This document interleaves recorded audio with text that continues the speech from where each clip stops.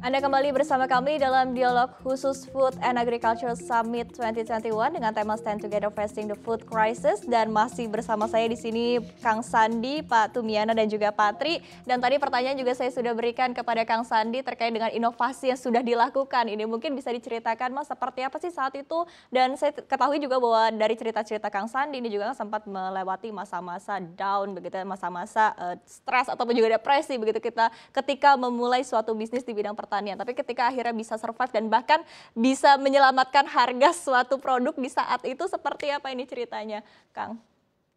Baik, baik, terima kasih banyak Mbak Rahma. Jadi berbicara Kang milenial, Sandi kayaknya masih di mute, boleh di unmute terlebih dahulu? saya rasa saya tidak mengalami. Apakah sudah terdengar? Baik, Ya, masih di mute Kang Sandi, kami masih belum bisa mendengar suara Kang Sandi. saya tidak melakukan mute. Apakah sudah terdengar? Ya, Baik, Mbak Rahma, apakah sudah terdengar suara saya? ya Kang Sandi suaranya masih belum muncul, boleh dicoba lagi? Mbak Rahma, apakah suara saya terdengar? Oke, tampaknya kami ada kendala teknis dengan audio dari Kang Sandi. Mungkin saya akan beralih ke panelis berikutnya sambil kita menunggu.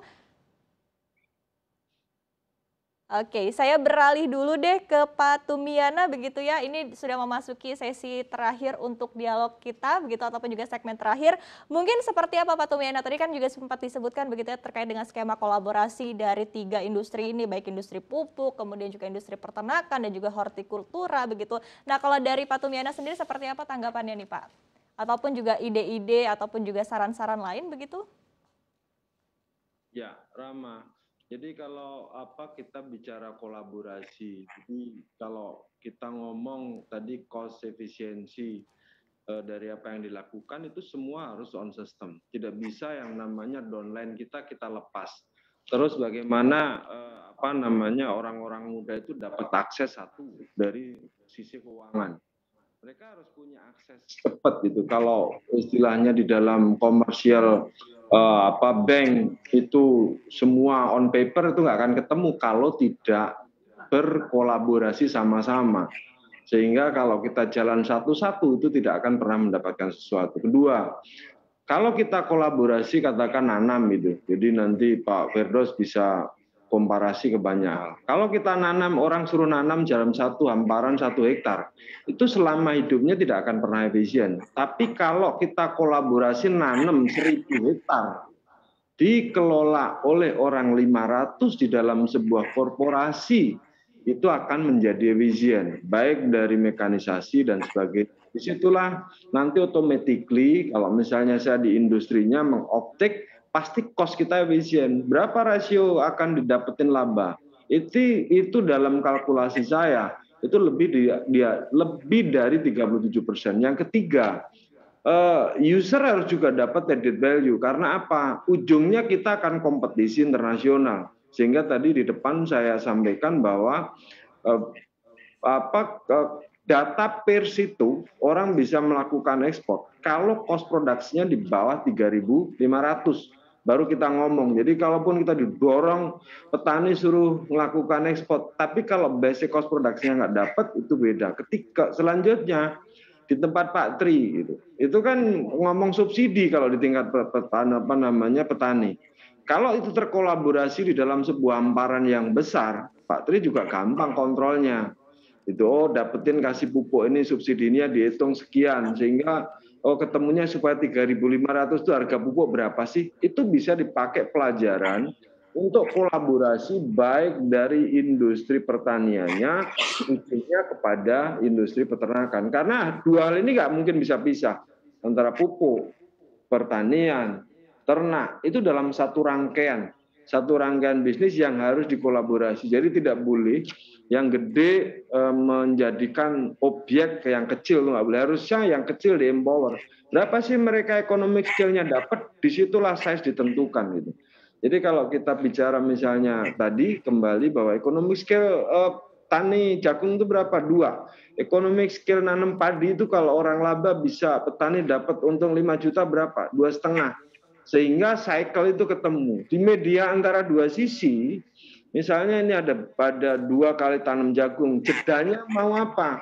Mau beras atau mau padi atau mau kedelai? Itu under calculation kepada orang-orang yang mengerti bagaimana kita melakukan analisa untuk bisa dijalankan kepada pelaku yang kecil-kecil. Jadi mereka tidak jadi objek selamanya gitu. Itu kira-kira Rama, yang saya sebut cycle. Sehingga kalau itu bergulir besar, ada istilah saya economic cycle baru yang terjadi di dalam sebuah putaran besar. Disitulah orang punya nilai tawar. Gitu. Jadi kalau ada kelompok bersepuluh gitu beda lagi sama kelompok orang 1.000. Kalau 1.000 kali 2 hektar berarti kira-kira 2.000 hektar. Beda nilai tawarnya.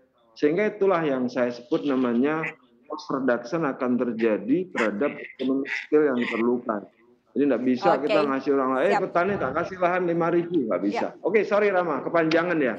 sorry. Siap Pak, terima kasih Pak. Intinya tadi adalah cost efisiensi dan juga tadi ya skala cycle ini juga perlu diperkuat. Nah, tapi salah satu cara untuk memperkuat cycle ini adalah juga dengan generasi-generasi milenial. Tentu Pak Tumi juga setuju ya dengan saya ya. Dan saat ini saya akan beralih langsung ke Kang Sandi. Tadi pertanyaannya sudah panjang ya Kang ya, seperti apa tadi inovasi-inovasi yang sudah dilakukan dan juga hal-hal yang sudah dilakukan oleh Kang Sandi. Kami persilakan Kang Sandi. Baik, terima kasih banyak Mbak Rahma, supaya semoga terdengar ya sekarang ya Mbak Rahma. Terdengar jelas. Baik, jadi berbicara milenial, berbicara anak muda, memang mereka ini memiliki ciri khusus. Itu adalah adaptif, inovatif, dan dia memang pandai untuk menyesuaikan segera mungkin. Inilah Mbak Rama yang saya rasakan juga dan saya alami. Begitu pandemi pertama menyerang pada saat itu di 2019, saya rasa itu kita mulai untuk mencoba melakukan strategi emergency exit. Di mana ketika market saya pada saat itu utamanya adalah ke HoReCa, hotel, restoran, dan catering, yang semua kita tahu begitu diberlakukan oleh pemerintah pembatasan sosial dan lain hal sebagainya, itu artinya yang mengadakan meeting, yang mengadakan event wedding. Klien saya 99% market leadernya adalah HoReCa, hotel, restoran, dan catering, serta kafe itu. Saya support di area Bogor, hampir seluruhnya saya support. Lalu pada saat itu saya membaca hal itu tidak memungkiri bahwa kita harus segera keluar dari kondisi yang mungkin saya rasakan purchase order mulai berkurang, pembelian dari konsumen dalam hal ini, dan lain hal sebagainya. Oleh karena itu saya membaca data bahwa ternyata eranya sekarang sudah berpindah. Nah ini haluan-haluan ini, style dari consumer behavior ini berpindah, maka dari itu saya coba untuk menggarap e-commerce. Pada saat itu saya kerjasama, alhamdulillah dikenalkan oleh Pak Dirjen Hortikultura di Kementerian Pertanian, lalu saya dipertemukan dengan salah satu e-commerce besar di Indonesia. Saya support itu dan juga saya melihat data bahwa mereka ternyata Mbak Rahma meningkat tajam permintaannya 400%. Hal ini juga didapatkan di dunia retail. Dalam hal ini mungkin ada banyak supermarket dan hal sebagainya. Nah inilah yang saya coba alihkan sektor bisnis yang saya garap dari HoReCa mulai ke dunia retail dan e-commerce. Tentu menjadi hal yang wajib saat ini adalah anak-anak milenial mau tidak mau menjadi kewajiban, menjadi hal yang wajib bahwa harus di input digitalisasi dari sisi skala usaha apapun saat ini, mau di hulunya, mau di hilir, apalagi di hilirnya itu mau tidak mau memang harus kita terapkan digitalisasi, baik dalam bentuk hal yang sederhana maupun hal yang kompleks dan membuat aplikasi dan hal sebagainya. Nah itulah inovasi-inovasi yang kita lakukan dan alhamdulillah memberikan satu perhatian besar. Pada saat itu alhamdulillah kedatangan dari Korea Selatan, Maru Energy datang ke kami dan coba untuk melakukan satu penjajakan B2B. Ya alhamdulillah kita bekerja sama untuk membuat smart farming. Dan ini tentu hingga pada akhirnya di bridging oleh Kementerian Pertanian yang saat ini naik pada perjanjian penjajakan government to government. Jadi Korea Selatan dengan Indonesia, ya insya Allah saya rasa pertama melangkah di Polbangtan untuk smart farming-nya, dan selanjutnya memang kita sudah bekerja sama B2B dengan Maru Energy difasilitasi oleh Kementerian Pertanian untuk membangun satu smart farming yang kita akan bangun bersama-sama. Jadi dari sisi saya untuk menyiapkan human-nya, menyiapkan sumber daya dari sisi alamnya, dan dari mereka adalah sisi teknologinya. Nah ini inovasi-inovasi Mbak Rahma yang alhamdulillah terus berkembang di tengah pandemi ini. Ada 6 ekspansi usaha kecil-kecilan yang mulai masuk pada olahan, mulai masuk pada kita support ke industri saat ini yang memang industri besar terutama di bawang merah. Kita juga coba bantu petani-petani di area sana untuk terus berproduksi dan pemasaran melalui kita dengan kita coba asas transparansi harga dan sebagainya kita lakukan itu. Itu Mbak Rama yang mungkin inovasi-inovasi sedikit yang kita lakukan di sektor usaha yang saya jalankan. Ya, luar biasa sekali, ini keren sekali ya, dan tentunya ini juga bisa menjadi inspirasi bagi para kaum muda untuk terjun begitu di bidang pertanian, karena tadi memang dibutuhkan ya semakin banyak tenaga-tenaga ataupun juga ide-ide inovasi-inovasi dari anak muda untuk semakin memperkuat sektor pertanian di dalam negeri. Nah, kita beralih ke pertanyaan berikutnya ke Pak Tri. Pak Tri, tadi sudah disebutkan ya terkait dengan skema-skema ataupun juga terkait dengan bagaimana dari aspek-aspek untuk kolaborasi begitu dari berbagai bidang begitu. Kalau dari Pak Tri sendiri mungkin ada masukan-masukan yang ingin disampaikan seperti apa Pak, dan juga mungkin ada regulasi-regulasi dari pemerintah yang sebetulnya cukup memberatkan di kondisi saat ini dan mungkin bisa lebih diperbaiki lagi ke depannya. Kami persilakan Pak Tri, ini sekaligus closing statement ya dari Pak Tri.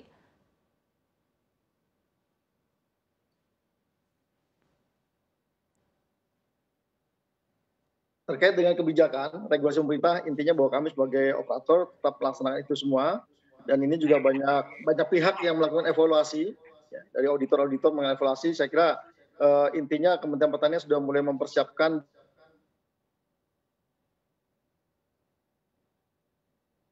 dari sisi untuk petani yang menerima subsidi juga sedang dilakukan digitalisasi ya. Dan untuk menjawab tadi cost efisiensi yang disampaikan Pak Tum, bahwa kami juga dari Pusri sedang merevitalisasi pabrik, Mbak. Jadi pabrik ori kami kan sudah cukup tua ya, sudah usianya 47 tahun lebih itu. Jadi kami sedang merevitalisasi untuk melakukan cost efisiensi yang tadi disampaikan oleh Pak Tum juga. Mudah-mudahan awal 2022 kami sudah melakukan groundbreaking untuk perbaikan dan revitalisasi pabrik yang sudah cukup tua. Kemudian untuk menjawab Kang Sandi tadi, kami juga sudah menyiapkan digitalisasi Kang Sandi. Ya, kami punya platform My Pusri, jadi anak-anak milenial, kelompok tani ataupun ibu-ibu rumah tangga bisa membeli pupuk di mana saja yang ada di genggam tangannya itu dengan handphone itu. Kami sudah siapkan untuk melakukan ini. Jadi kami dari sisi produsen sudah out of the box, tidak hanya melakukan rutinitas tapi juga melakukan inovasi-inovasi. Di samping kami dari sisi riset juga melakukan inovasi terkait dengan kebutuhan pupuk yang berimbang dari petani, ya, baik dari untuk tanam pangan, perkebunan maupun hortikultura.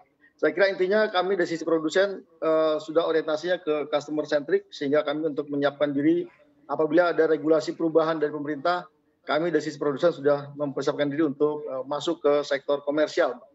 Saya kira demikian Mbak Rahma.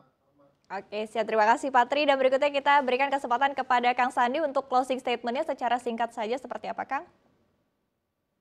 Baik, terima kasih banyak Mbak Rahma. Saya hanya ingin menyampaikan bahwa saya merasakan pentahelix model saat ini kita sudah dapatkan.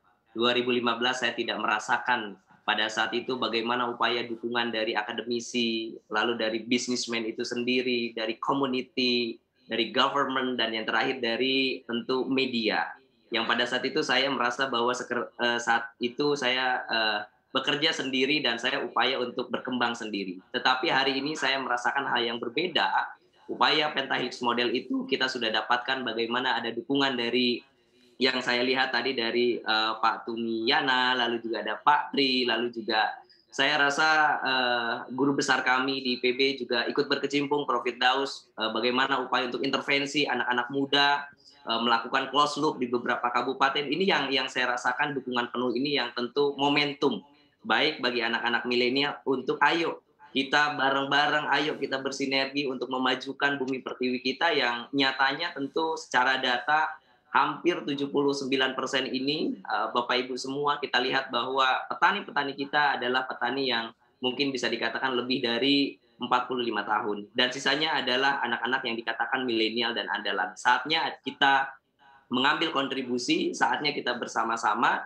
Yang tentu ada banyak saya rasa intervensi terutama dari government. Saya hanya ingin menyampaikan mungkin sedikit saja bahwa insya Allah Kementerian Pertanian dalam waktu dekat akan mengukuhkan 2.000 duta petani milenial dan andalan.